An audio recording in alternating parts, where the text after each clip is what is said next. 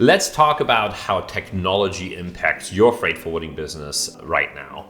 And obviously, there's a lot of changes coming our way when it comes to how we submit ocean carrier information to carriers, especially with recent changes on pricing with intra and so on and so forth. So, here's the things that I would kind of look out for in terms of technology this year.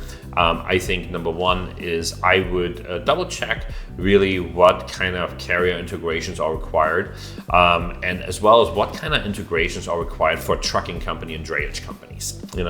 I think it could make your life a lot easier if you are integrated with all these carriers. And just submitting forms via email, I think, is not going to be working much longer, especially for the smaller freight forwarders. So make sure you have proper integration. We have an integration partner. If you need any help, feel free to reach out on that. The other big thing that really most of the customers are looking for is supply chain visibility. And what I mean by that is that really your customers should have the ability to track and trace on their online platforms. And I'm not saying go to maerskline.com and type in the container number. I'm really talking major milestone notifications. Our systems notifies us with a lot of these things, and I recommend that you have the same thing.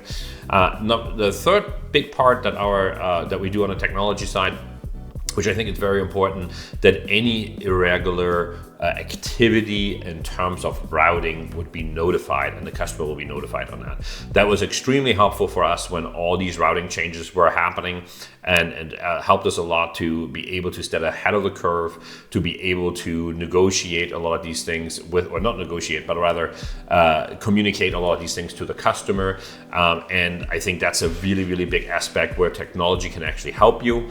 I think in 2024, we don't see any major things when it comes to improvements on technology, in my opinion, because I think that a lot of these companies that are pushing really hard forward on technology in the freight forwarding level are now become to realize that the market is not as great as it normally was during COVID, and therefore a lot of people are making less money, and because of that, I think you're going to have less technology tools being available in our industry.